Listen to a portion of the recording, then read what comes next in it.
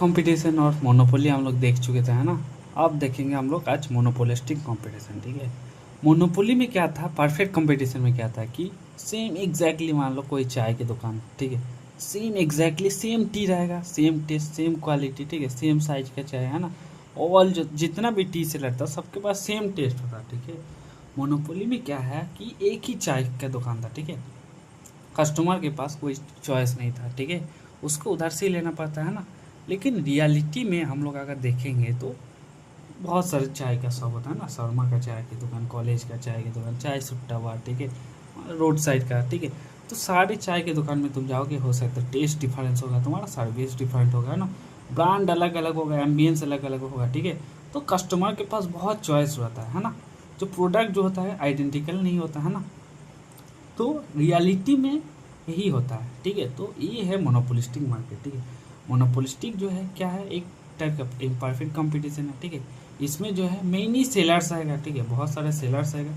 जो प्रोडक्ट जो है तुम्हारा डिफरेंशिएटेड होगा, ठीक है, प्रोडक्ट्स को तुम डिफरेंशिएट कर सकते हो, ठीक है। और क्लोज सब्सटीट्यूट एग्जिस्ट करता है, ठीक है। तो जो सब्सटीट्यूट होगा चाय का मान के चलो तो क्लोज सब्सटीट्यूट है, ठीक है। इसमें जो है फ्री एंट्री एंड एग्जिट हो सकता है, ठीक है, फ्री एंट्री और एग्जिट हो सकता है, ठीक है। जैसे मान के चलो एक टी ब्रांड, बहुत सारे टी ब्रांड है, ठीक है, सोप का ब्रांड है, शैम्पू है, ठीक है, रेस्टोरेंट है, बेस्ट, ठीक है, ये सब एग्जाम्पल हो गए। आप फीचर्स देख लेते हैं, ठीक है। मोनोपोलिस्टिक जो मार्केट है उसका क्या फीचर होता है, ठीक है। सबसे पहले जो फीचर है इसमें, सबसे पहले जो फीचर है लार्ज नंबर ऑफ सेलर्स आता है, ठीक है, मोनोपोलिस्टिक मार्केट में। सिमिलर प्रोडक्ट है, ठीक है, लेकिन बहुत सारे कंपनी है, ठीक है। और टूथपेस्ट, ठीक है, टूथपेस्ट का बहुत सारे कंपनी है, ठीक है, रेस्टोरेंट मतलब बिरयानी का बहुत सारे रेस्टोरेंट है ना। प्रोडक्ट डिफरेंशिएशन, ठीक है, प्रोडक्ट जो है सिमिलर तो है लेकिन आइडेंटिकल नहीं है ना। तुम्हारा सारे प्रोडक्ट बिरयानी तो है लेकिन सब सेम नहीं है, टेस्ट किसी का अलग होगा ना। सारे सोप तो है लेकिन कोई डब है, लक्स है, ठीक है, किसी का तुम्हारा स्मेल डिफरेंट है, किसी का क्वालिटी डिफरेंट होगा, किसी का पैकेजिंग डिफरेंट होगा, ठीक है। प्रोडक्ट तो सिमिलर है लेकिन आइडेंटिकल नहीं है, ठीक है। क्लोज सब्सटीट्यूट, ठीक है, मोनोपोलिस्टिक मार्केट में क्लोज सब्सटीट्यूट तुमको मिल जाएगा, ठीक है, या तो पेप्सी लो या फिर कोको कोला लो, ठीक है, या तो लक्स लो या तो डब लो, ठीक है। तो क्लोज सब्सटीट्यूट मिल जाता है। इसमें फ्री एंट्री एंड एग्जिट, ठीक है, कोई भी फार्म जब चाहे एंट्री कर सकता है, जब चाहे लीव कर सकता है, ठीक है। इसमें नॉन प्राइस कंपटीशन, ठीक है, इसमें जो है मेनली नॉन प्राइस कंपटीशन होता है, ठीक है। इसमें जो कंपटीशन जो है मेथड्स पे होता है रेदर देन प्राइस, ठीक है। मान के चलो तुम प्राइस की जगह जो है जो टी सेलर है, ठीक है, मान के जो टेस्ट पे कंपटीशन कर रहा है, कौन अच्छा सर्विस दे रहा है उस पर कंपटीशन कर रहा है, ठीक है, किसका तुम्हारा चेयर अच्छा है, कौन डिलीवरी कर रहा है, ठीक है, इस पे कंपटीशन है, ठीक है। इसमें जो है नॉन प्राइस पे होता है, ठीक है, मेथड्स पे मेन फोकस होता है रादर देन प्राइस, ठीक है।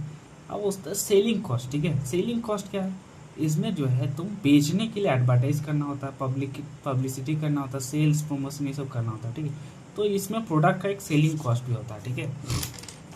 अब आता है सेलिंग कॉस्ट का जो है, सेलिंग कॉस्ट कर्व कैसे होगा, ठीक है। सेलिंग कॉस्ट जो कर्व कैसे होगा, इनिशियली जो है तुम्हारा एडवर्टाइजमेंट जो है, तुम इनिशियली जब एडवर्टाइजमेंट करोगे तो बहुत तुम शुरू में एक एडवर्टाइज करो तो बहुत लोगों के पास पहुंचोगे, ठीक है। तो तुम्हारा सेलिंग कॉस्ट पहले शुरू में कम होगा, ठीक है। उसके बाद एक पॉइंट पे सबसे कम हो जाएगा, उसके बाद तुम्हारा बढ़ जाएगा, ठीक है। तो उसके बाद एडिशनल एडवर्टाइजमेंट से तुमका एक्स्ट्रा कोई बेनिफिट नहीं होगा, ठीक है।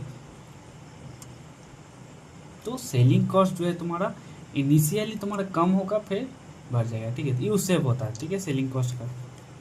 अब आता है हम लोग there are various models of monopolistic competition, ठीक है, बहुत सारे मॉडल है, ठीक है। उसमें से जो है चेम्बरलिन का जो मॉडल है, ठीक है, वो सबसे पॉपुलर है, ठीक है। तो चेम्बरलिन क्या आपके बोला था कि परफेक्ट कंपटीशन में जो था सारे जो प्रोडक्ट्स था आइडेंटिकल था, ठीक है। तो इसमें जो है हम लोग सारे जो पूरा जो फार्म था, ठीक है, सारे जो प्रोडक्ट आइडेंटिकल था, ठीक है। तो इसलिए जो है हम लोग सारे फार्म को एक इंडस्ट्री में डाले थे, ठीक है, सारे फार्म को मिला के एक इंडस्ट्री बना देते, ठीक है। लेकिन मोनोपोलिस्टिक कंपटीशन में जो है प्रोडक्ट तुम्हारा डिफरेंशिएटेड है ना, तो इसलिए हम लोग इसको परफेक्टली कंबाइन नहीं कर सकता, ठीक है। इसलिए जो है चेम्बरलिन क्या इंट्रोड्यूस किया था, परफेक्ट प्रोडक्ट ग्रुप बनाया था, ठीक है। प्रोडक्ट ग्रुप क्या है, क्लोजली जो रिलेटेड प्रोडक्ट है ना, जो क्लोजली रिलेटेड प्रोडक्ट है उसका कलेक्शन को क्या बोलते हैं हम लोग, प्रोडक्ट ग्रुप, ठीक है। सारे सोप्स को मिलकर तुम एक सोप का ग्रुप बना दिया, सारे टूथपेस्ट को मिलकर एक टूथपेस्ट ग्रुप बना दिया, ठीक है। सारे टी ब्रांड को मिलाकर एक टी का ग्रुप बना दिया, प्रोडक्ट ग्रुप बना दिया, ठीक है। अब आता हम लोग टेक्निकल सब्सटीट्यूट पे, ठीक है। टेक्निकल सब्सटीट्यूट क्या होता है? Technical substitute that can satisfy some needs same need technically, ठीक है। जो बटर है और जो मार्गारीन है, ठीक है, दोनों का सेम काम है ना, तो दोनों सेम काम को, सेम नीड को सेटिस्फाई कर रहा है, ठीक है। तो अगर दोनों कोई भी चीज़ अगर सेम नीड को अगर दो सेटिस्फाई कर रहा है, ठीक है, तो उसको क्या बोलेंगे हम लोग? Technical substitute. जैसे बटर एंड मार्गारीन हो गया, ठीक है। अब आता हम लोग इकोनॉमिक सब्सटीट्यूट। इकोनॉमिक सब्सटीट्यूट क्या है? अगर दोनों का सेम नीड है और अगर सेम सिमिलर प्राइस है, ठीक है, तो उसका हम लोग क्या बोलते हैं? हम लोग इकोनॉमिक सब्सटीट्यूट बोलते हैं, ठीक है। तो अगर सेम नीड होगा और सिमिलर प्राइस होगा तो उसका हम लोग इकोनॉमिक सब्सटीट्यूट बोलते हैं, ठीक है। जैसे पेप्सी और कोका कोला हो गया, ठीक है। अब आता है डिमांड कर्व जो है अंडर मोनोपोलिस्टिक कंपटीशन, ठीक है। मोनोपोलिस्टिक कंपटीशन में डिमांड कर्व कैसा होगा, ठीक है। तो डिमांड कर्व जो है उसका स्लोप कैसा होगा? डाउनवर्ड होगा, ठीक है। मान के चलो टी का प्राइस जो है 10 से तुम 20 बढ़ाओगे, ठीक है, प्राइस तुम बढ़ा दिया, ठीक है। तो कस्टमर क्या होगा? तुम दूसरा दुकान पे चला गया, है ना, तो तुम्हारा डिमांड कम हो जाए, ठीक है। तो मोनोपोली हो हर जगह देखो डिमांड का जो है डाउनवर्ड ही हो रहा है, ठीक है। तो इसमें तुम्हारा प्राइस अगर बढ़ाएगा तो डिमांड घटेगा, प्राइस कमाएगा तो डिमांड उसका बढ़ेगा, ठीक है। तो इसका डिमांड कर्व डाउनवर्ड है ना। डिमांड कर्व जो है और एवरेज रेवेन्यू कर्व जो है इसमें सेम होता है, ठीक है। मोनोपोलिस्टिक मार्केट में जो है डिमांड कर्व और एवरेज रेवेन्यू कर्व इसमें सेम होता है, ठीक है। इसमें जो मार्जिनल रेवेन्यू कर्व कैसा होगा? मार्जिनल रेवेन्यू कर्व जो है एवरेज रेवेन्यू कर्व के नीचे ही होता है। क्यों होता है? हम लोग पहले भी समझा है, ठीक है। तो अगर तुम एक्स्ट्रा यूनिट बेचना चाहते हो तुमको प्राइस कम करना पड़ेगा, ठीक है। तो तुम प्राइस अगर कम कर दोगे तो तुम्हारा मार्जिनल रेवेन्यू जो है, टोटल रेवेन्यू भी कम हो जाएगा, मार्जिनल रेवेन्यू भी कम हो जाएगा, ठीक है। तो मार्जिनल रेवेन्यू इसलिए एवरेज रेवेन्यू के नीचे रहता है, ठीक है। एक कंपैरिजन हम लोग देख लेते हैं, ठीक है। परफेक्ट कंपटीशन में एवरेज रेवेन्यू कर्व और मार्जिनल रेवेन्यू कर्व हम लोग का सेम था। मोनोपोली में क्या था? एवरेज रेवेन्यू और मार्जिनल रेवेन्यू नीचे था और इसका जो स्लोप था दुगना था एवरेज रेवेन्यू का, ठीक है। अब मोनोपोलिस्टिक कार में जो है एवरेज रेवेन्यू ऊपर रहेगा, मार्जिनल रेवेन्यू नीचे रहेगा, ठीक है। लेकिन इसका जो है मतलब मार्जिन ये थोड़ा मोनोपोली से और थोड़ा सा इलास्टिक है, ठीक है। इसमें जो था पूरा इस टाइप का था, है ना। इसमें जो है थोड़ा और इलास्टिक है, ठीक है। इलास्टिक मतलब क्या है? मतलब थोड़ा सा और नीचे आ जाता है, ठीक है। अब आता है हम लोग price output equilibrium under monopolistic, ठीक है। मोनोपोलिस्टिक हम लोग मोनोपोली में भी देखे थे शॉर्ट रन में कि ऐसे हम इक्विलिब्रियम कैसे निकालेंगे, अब इसमें देखते हैं, ठीक है। मोनोपोलिस्टिक मार्केट में, ठीक है।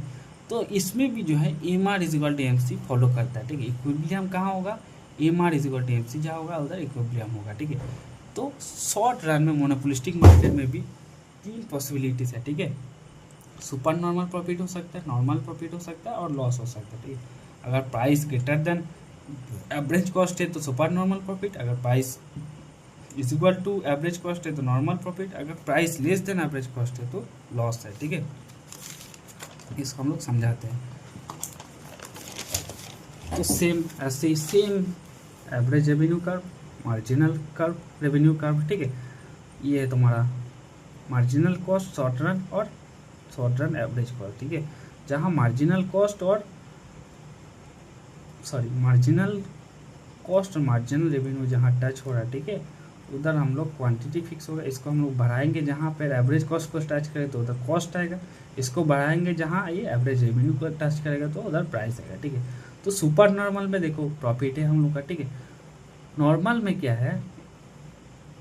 देखो जहाँ मार्जिनल रेवेन्यू हम लोग का क्वांटिटी फिक्स हो गया, ठीक है, इसमें जो है एवरेज कॉस्ट और मार्जिनल कॉस्ट जो है एवरेज कॉस्ट और जो एवरेज रेवेन्यू है सेम जगह पे है ना, इसलिए इसमें देखो रेवेन्यू तुम लोग का 0 हो रहा है, ठीक है।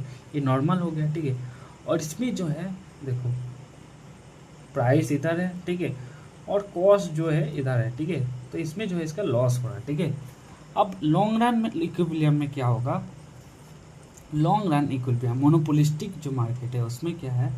मान के चलो तुम अगर सुपर प्रॉफिट अर्न कर रहे हो, ठीक है, तो बाकी लोग देखेगा कि हाँ ये इतना पैसा कमा रहा है, ठीक है, तो वो लोग आ जाएगा, वो लोग भी एंटर कर जाएगा मार्केट में, ठीक है। अब कंपटीशन बढ़ जाएगा, है ना, तो तुम्हारा जो कस्टमर है फार्म के अमाउंट डिवाइड हो जाएगा, ठीक है, और डिमांड तुम्हारा कम हो जाएगा, ठीक है। इसलिए जो है डिमांड का तुम्हारा शिफ्ट टू लेफ्ट, ठीक है, प्राइस इसलिए वो लोग कम कर देता है, ठीक है। तो इसलिए जो लॉन्ग रन इक्विलिब्रियम में जो है सुपर नॉर्मल प्रॉफिट नहीं रहता, ठीक है, सिर्फ नॉर्मल प्रॉफिट ही रहता है, ठीक है। अब चेम्बरलिन जो है 2 एजम्पशन लिया था, ठीक है। क्या क्या एजम्पशन लिया था? सबसे पहले एजम्पशन लिया था यूनिफॉर्मिटी एजम्पशन, ठीक है। यूनिफॉर्मिटी एजम्पशन क्या है कि सारे जो फर्म है ना, सारे फर्म का जो सिमिलर डिमांड होगा और कंडीशन, कॉस्ट कंडीशन भी सिमिलर कम होगा, ठीक है। Similar demand and cost condition होगा, ठीक है। ये हो गया। अब आता है सिमेट्री एजम्पशन। क्या है सिमेट्री एजम्पशन? चेम्बरलिन लिया था कि one firm action has negligible effect on rivals, because अगर कोई एक फर्म अगर कुछ कर रहा है, ठीक है, तो उसका बाकी फर्म पे कोई मतलब इफेक्ट नहीं पड़ेगा, क्योंकि बहुत सारे फार्म एग्जिस्ट करते हैं, ठीक है। अगर एक एक का चाय का दुकान प्राइस कम करता है, इससे कुछ मतलब बढ़ा दिया, ठीक है, इससे कुछ फर्क नहीं पड़ेगा, ठीक है। वो लोग अगर बाकी दुकान में खाने लगेगा, ठीक है, तो ऐसे ही होगा, ठीक है। अब long run equilibrium under open entry, ठीक है, 2 टाइप होगा, एक ओपन एंट्री होगा और एक जिसमें बैरियर होगा, ठीक है। ओपन एंट्री में है क्या, कोई भी आ सकता है, ठीक है। इसमें जो है marginal revenue is equal to marginal cost होगा, ठीक है। जहाँ मार्जिनल रेवेन्यू और मार्जिनल कॉस्ट होगा उधर हम लोग ये कर लिए, ठीक है। क्वांटिटी हम लोग ये कर लिए, इधर इसको हम लोग बढ़ाएंगे, जहाँ एवरेज कॉस्ट पे टच किया तो कॉस्ट आ गया, बढ़ाएंगे तो एवरेज रेवेन्यू को टच किया तो प्राइस आ गया, ठीक है। तो ये हो गया हम लोग का प्रॉफिट, ठीक है। तो लॉन्ग रन इक्विलिब्रियम अगर अंडर ओपन एंट्री में क्या है, जब वो सुपर नॉर्मल प्रॉफिट कमा रहा था, ठीक है, तो बाकी आके आ जाएगा। ओपन एंट्री मतलब कोई भी आ सकता है ना, तो बाकी फर्म भी आ जाएगा, तो अब उसका कन्वर्ट हो जाएगा नॉर्मल प्रॉफिट में, ठीक है। अगर जिसमें बैरियर्स ऑफ एंट्री है, ठीक है, जिसमें बैरियर है कि आसानी से नहीं घुस सकते, हो सकते लाइसेंस चाहिए, ब्रांड लॉयलिटी है, ठीक है, या फिर ह्यूज इन्वेस्टमेंट, कोई आसानी से नहीं घुस सकते, ठीक है। तो इसमें जो है एग्जिस्टिंग फर्म जो है still continue to earn super normal profit, ठीक है। तो लॉन्ग रन इक्विलिब्रियम अगर बैरियर्स ऑन एंट्री है, ठीक है, एंट्री में अगर बैरियर्स है तो वो फिर स्टिल वो सुपर नॉर्मल प्रॉफिट कमाएगा, ठीक है। अब आता हम लोग एक्सेस कैपेसिटी कॉन्सेप्ट पे, ठीक है। एक्सेस कैपेसिटी क्या है? जो मोनोपोलिस्टिक मार्केट में होता है ना, कि जितना एफिशिएंट प्रोडक्शन लेवल है, जितना प्रोडक्शन उसका एफिशिएंट है, जितना प्रोडक्शन कर सकता है, ठीक है, उतना वो प्रोडक्शन नहीं करता, ठीक है, सो दैट वो अपना प्रॉफिट कमा पाए, ठीक है। ये रहता है तुम्हारा एक्सेस कैपेसिटी, ठीक है। जितना एफिशिएंट प्रोडक्शन लेवल, मान लो कोई फैक्ट्री है, ठीक है, उसका प्रोडक्शन कैपेसिटी है कि 1000 पैकेट पर डे, ठीक है, इसका उसका ऑप्टिमम कैपेसिटी है, ठीक है। लेकिन वो बनाता कितना है, एक्चुअल प्रोडक्शन कितना है, 700 रुपये, ठीक है। तो अनयूज जो 300 पैकेट वो नहीं बना रहा, ठीक है, जो it is the access capacity, ठीक है, इसका उसका कैपेसिटी है लेकिन फिर भी वो नहीं बना रहा, ठीक है। तो ये कैसे हम लोग निकालते हैं? परफेक्ट कंडीशन में जो है उसका एल जो ये है तुम्हारा, हाँ, L A C is equal to L M C, ठीक है। L A C is equal to L M C जहाँ होता है उधर तक वो मैक्सिमम बना सकता है, ठीक है। एल ए सी जो L A C is minimum at L A C is equal to L M C, ठीक है। इसके बाद जो है मतलब लॉन्ग टर्म एवरेज कॉस्ट जो है, जो एवरेज कॉस्ट है, ठीक है, ये मिनिमम जो जो मार्जिनल कॉस्ट है, ठीक है, ये जो है जो एवरेज कॉस्ट ग्राफ है उसका मिनिमम पॉइंट पे जाके कट करता है, ठीक है। तो एल ए सी जो है मिनिमम कहाँ होता है? जहाँ L A C is equal to L M C होता है, ठीक है। तो इस पॉइंट तक, ठीक है, this is the optimum point जहाँ L A C is equal to L M C है, ठीक है। It is the maximum point, ठीक है, इतना तक वो प्रोडक्शन कर सकता है, ठीक है। तो ऑप्टिमम प्रोडक्शन इतना है Q2, ठीक है, मान के चलो। लेकिन वो प्रोडक्शन कितना कर रहा है? प्रोडक्शन उतना कर रहा है जहाँ उसका marginal revenue is equal to marginal cost हो रहा है, ठीक है, इतना तक प्रोडक्शन कर रहा है। तो ये जो है एक्सेस प्रोडक्शन है, ठीक है, ये है एक्सेस कैपेसिटी, ठीक है। L A C is equal to L M C जो है इतना तक बना सकता है, लेकिन वो बना कितना रहा है? बना रहा है वो marginal revenue is equal to marginal cost जहाँ हो रहा है उधर तक बना है, ठीक है। तो बीच का जो गैप है ये हो गया एक्सेस कैपेसिटी। अब आता हम लोग इफेक्ट्स ऑफ मोनोपोलिस्टिक कंपटीशन, ठीक है। मोनोपोलिस्टिक कंपटीशन का क्या इफेक्ट है, ठीक है। इसका कुछ गुड इफेक्ट भी है और कुछ इसका बैड इफेक्ट भी है, ठीक है, वो स्टेज भी है, ठीक है। इसका गुड इफेक्ट क्या है?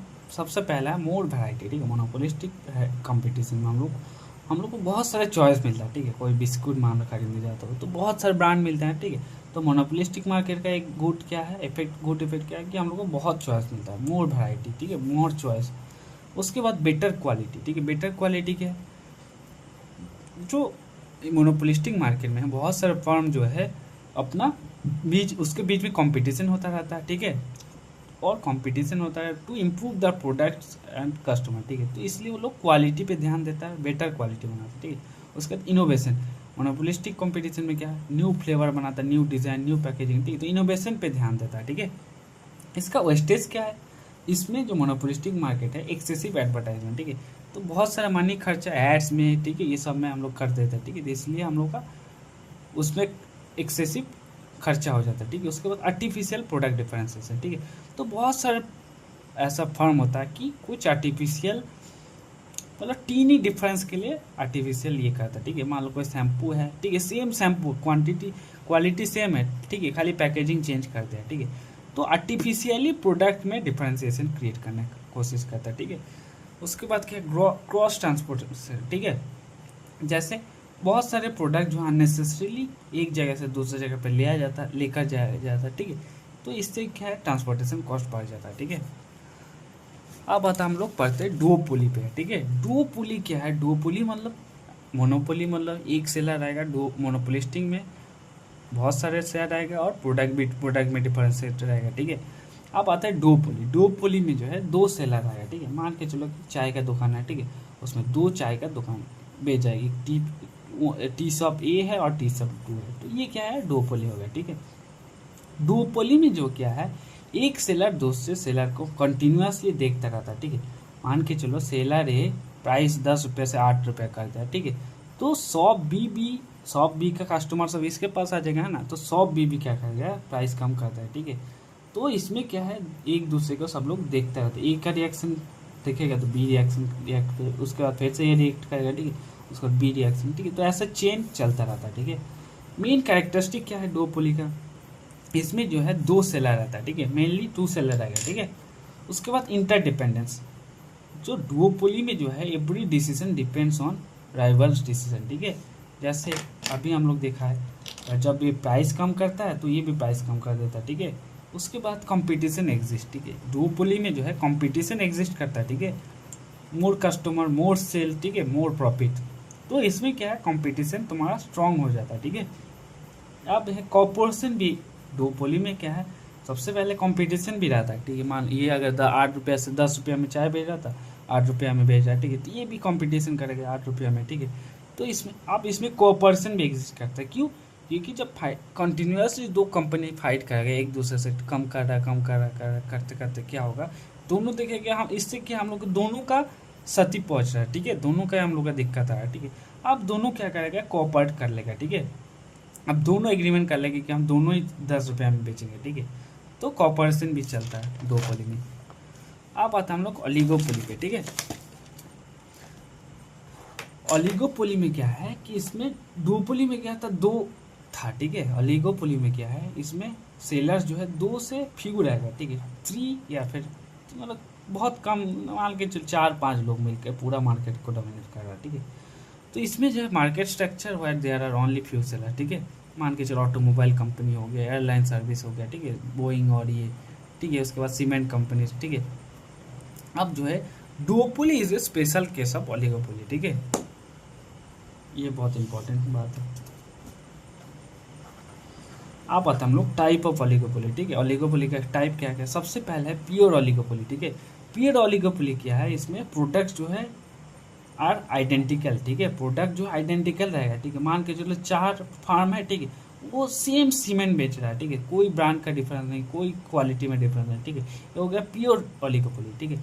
उसके बाद डिफरेंशिएटेड या फिर इम्परफेक्ट ओलिगोपोली में क्या है, फ्यू फार्म है लेकिन प्रोडक्ट जो है डिफरेंट रहेगा, ठीक है। मान लो कार में, ठीक है, हुंडई टाटा मारुति 3 कंपनी है और महिंद्रा, ठीक है, 4 कंपनी है लेकिन ये लोग अलग अलग कार बेच रहा है, ठीक है, तो आइडेंटिकल नहीं है, ठीक है। ये हो गया इम्परफेक्ट ओलिगोपोली, ठीक है।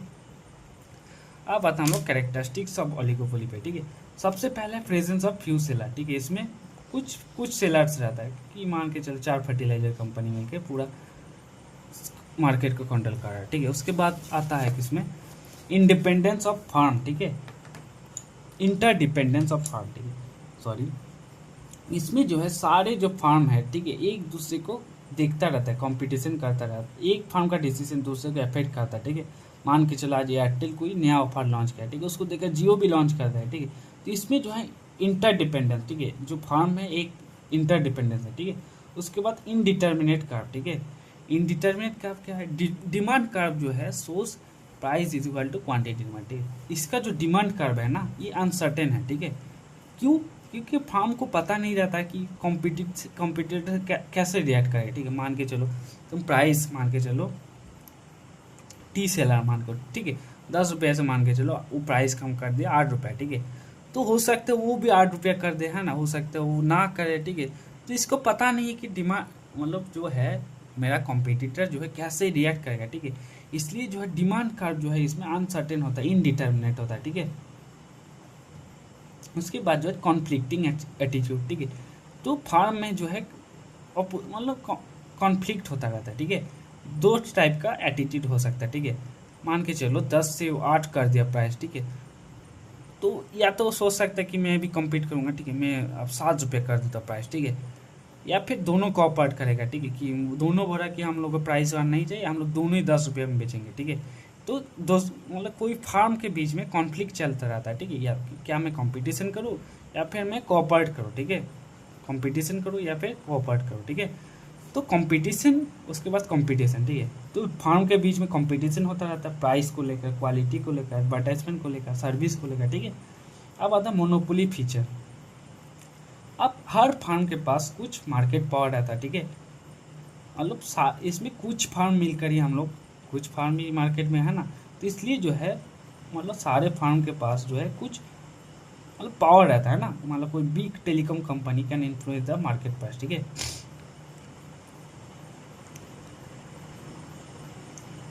अब आता है हम लोग प्राइस रिजिडिटी पे, ठीक है। प्राइस रिजिडिटी क्या है, जो ओलिगोपोली में है ना, जो प्राइस हम लोग का हमेशा रिजिड रहता है, अनचेंज रहता है। क्यों?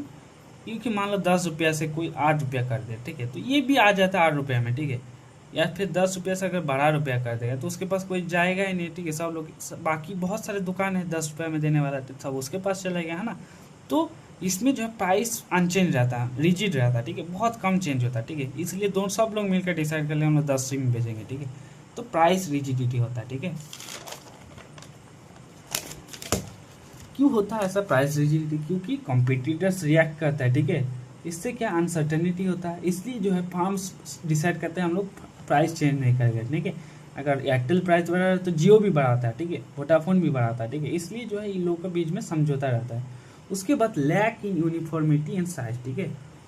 जो इसमें जो है बहुत सारे फार्म रहता है, ठीक है। इसमें से कुछ बहुत हो सकते हैं, कुछ छोटा फार्म हो, ठीक है, कुछ फार्म हो सकता है बहुत ह्यूज हो, ठीक है। तो यूनिफॉर्मिटी, लैक इन यूनिफॉर्मिटी होता है, ठीक है, साइज में यूनिफॉर्मिटी होता है, ठीक है। बड़ा फर्टिलाइजर कंपनी भी रहती है, छोटा भी रहता है, ठीक है, इस टाइप का होता है।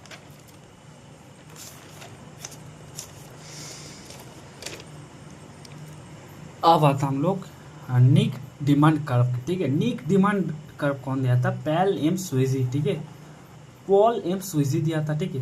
ये क्या एक्सप्लेन किया था कि जो प्राइस जो है why price remain rigid in oligopoly, ठीक है। ऑलिगोपोली में जो है प्राइस क्यों रिजिड रहता है, ठीक है। हम लोग बोले हैं ना कि प्राइस मतलब प्राइस ऑलिगोपोली में रिजिड करता है, रहता है। क्यों रहता है? मान के चलो, हम लोग अभी एक्सप्लेन भी किए हम लोग, ठीक है। मान के चलो मार्केट में 100 रुपया प्राइस चला है, ठीक है। अब दो सिचुएशन हो सकता है, मान लो फार्म जो है 100 से 120 कर दिया, ठीक है। अब उसका राइवल्स क्या करेगा कि उसको फॉलो नहीं करेगा, ठीक है। तो फॉलो नहीं करेगा तो क्या होगा, कस्टमर जो है राइवल्स के पास चलेगा। 100 तुम प्राइस से 120 कर दिए हो, लेकिन तुम्हारा बाकी मार्केट में बहुत लोग हैं ना बेचने वाला, मतलब बाकी 3-4 लोग तो है, तो लोग 100 में ही बेच रहा है, तो कस्टमर जो है उसके पास चलाएगा, ठीक है। इसलिए जो कस्टमर जो है हाईली इलास्टिक रहेगा, ठीक है। अब सिचुएशन 2 देखो, सिचुएशन 2 जो है मान लो 100 से प्राइस कम कर दिया 80 में, ठीक है।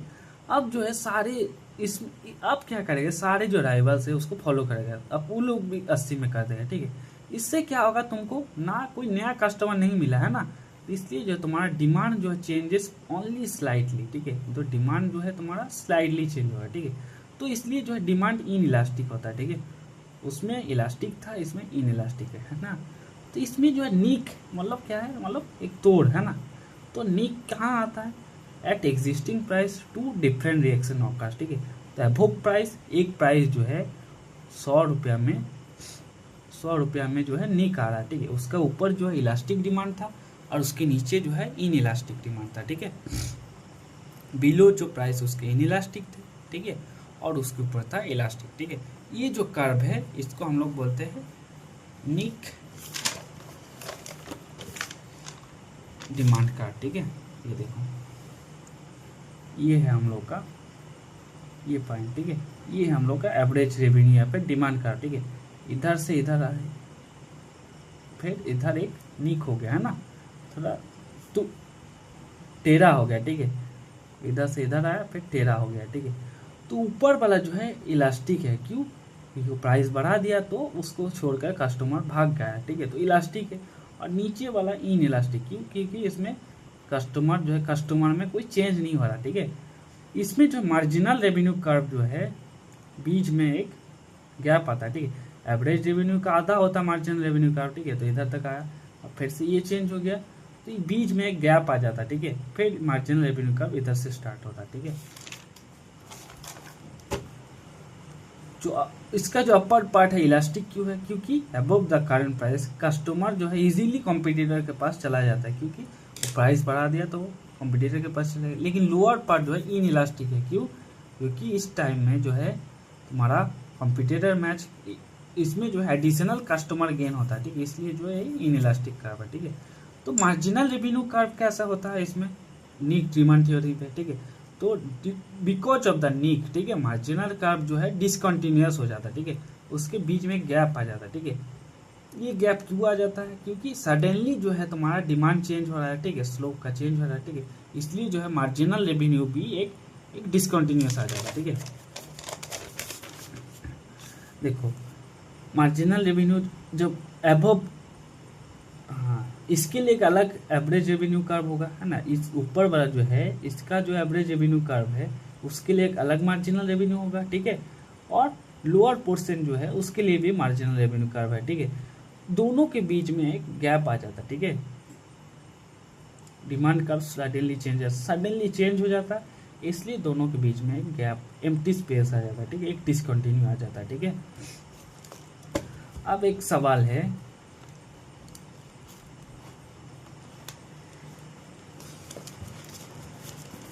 देखो ये जो डिसकंटिन्यूअस रीजन है ना, डिसकंटिन्यूअस रीजन है, इसमें हम लोग का ये मार्जिनल रेवेन्यू कर्व है और ये, हाँ। अब डिसकंटिन्यूअस रीजन पे हम लोग जहाँ मार्जिनल कॉस्ट और मार्जिनल रेवेन्यू जहाँ टच होता है उधर उधर हम लोग क्वांटिटी जो है, और उसी बेसिस पे हम लोग क्वांटिटी डिसाइड होता है ना। और क्वांटिटी जो उस पॉइंट से हम लोग आगे बढ़ के जब एवरेज रेवेन्यू तक पहुँचते हैं उधर प्राइस डिसाइड होता है, ठीक है। तो डिसकंटिन्यूअस एरिया पे अगर मार्जिनल कॉस्ट जो है कर्व जो है अपवर्ड अगर जा रहा है या फिर डाउनवर्ड जा रहा है, ठीक है, तो इससे हम लोग का प्राइस और क्वांटिटी में कुछ चेंज होगा नहीं, होगा, है ना। क्योंकि प्राइस ऊपर भी जाएगा तो मार्जिनल कॉस्ट से तो मार्जिनल रेवेन्यू से टच तो हो नहीं रहा है ना।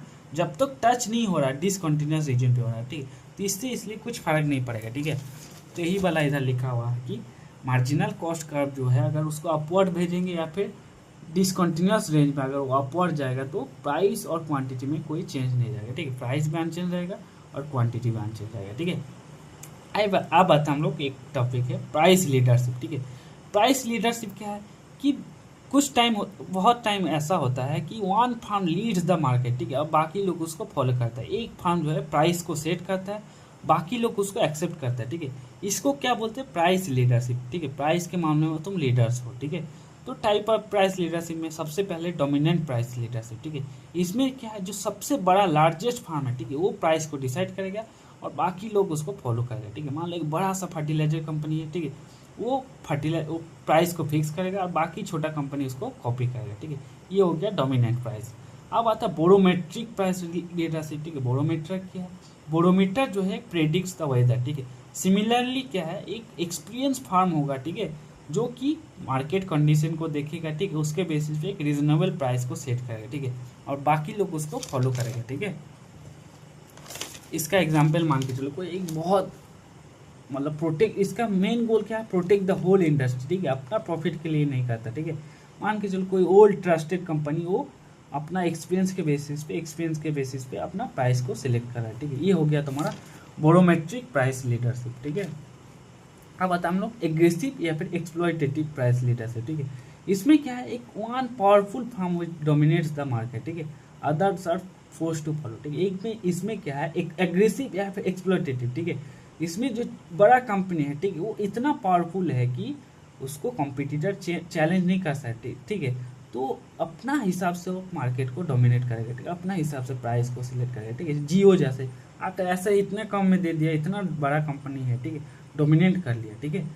अब आता है बहुत सारे मॉडल है, ठीक है, अलिगो अलिगो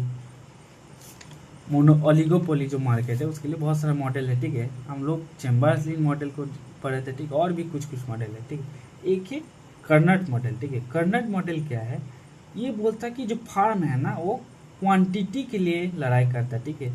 वो फार्म कॉम्पीट थ्रू क्वांटिटी, ठीक है, वो प्राइस के लिए ये नहीं करता, ठीक है। मान के चलो फार्म है, ठीक है, इसका क्या है, और इसके लिए एक एजम्पशन क्या लिया था कर्नट मॉडल में, एजम्पशन लिया था कि मान के चलो फार्म में सोचेगा कि firm B will not change its production, ठीक है, और firm B chooses the quantity that gives its maximum profit, ठीक है।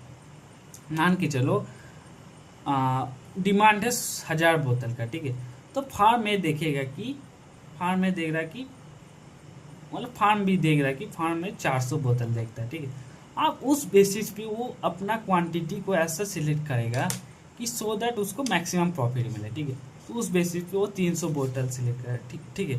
तो इसमें जो कर्नट मॉडल में क्या बोला था कि जो फार्म जो है क्वांटिटी के लिए फाइट करता है, ठीक है, तो वो अपना जो क्वांटिटी कैसे सिलेक्ट करेगा कि फार्म ए को देखेगा, ठीक है, और ये एज्यूम कर लेगा कि फार्म ए अपना प्रोडक्शन को चेंज नहीं करेगा, ठीक है। अब उसको प्रेडिक्ट करके अपना क्वांटिटी को ऐसा सिलेक्ट करेगा कि उसको मैक्सिमम प्रॉफिट मिले, ठीक है। Competition occurs through quantity not price, ठीक है। तो कंपटीशन है क्वांटिटी पे डिपेंड करता है, ठीक है, प्राइस पे नहीं करता, ठीक है। उसके बाद आते हैं हम लोग बर्ट्रैंड मॉडल, ठीक है। बर्ट्रैंड मॉडल कौन दिया था, जोसेफ बर्ट्रैंड दिया था, ठीक है।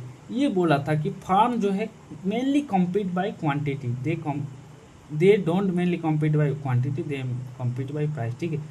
तो बर्नेट क्या बोला था कि फार्म जो है प्राइस के लिए कॉम्पीट करता है, ठीक है। अगर 100 पे 10 रुपया में दे रहा, 100 बी में 9 रुपया में देगा, ठीक है। तो ये बर्नेट बोला था।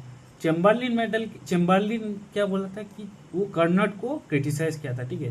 तो वो बोला था फार्म पुलिस नहीं है, ठीक है, फार्म इवेंचुअली अपना एक्सपीरियंस से सीखेगा, ठीक है। पहले साल जब उसका प्रॉफिट गिरेगा, ठीक है, सेकेंड ईयर फिर से लॉस होगा, ठीक है, तो उसको पता चलेगा हम लोग एक दूसरे को हर्ट कर रहे हैं, ठीक है। तो इसलिए वो फाइनली कॉपरेट कर लेगा और एक प्राइस फिक्स कर देगा, ठीक है। तो ये बोला था चेम्बरलिन। और स्टेकलबर्ग क्या बोला था, स्टेकलबर्ग बोला था कि बोथ डिसाइड साइमल्टेनियसली, ठीक है, साइमल्टेनियसली, ठीक है, प्राइस और तुम्हारा मार्केट, ठीक है, दोनों साइमल्टेनियसली ये करता है, ठीक है। लीडर फॉलोअर्स मॉडल, ठीक है। इसमें क्या है, स्टरलक क्या बोला था, एक बड़ा फर्टिलाइजर कंपनी है, ठीक है।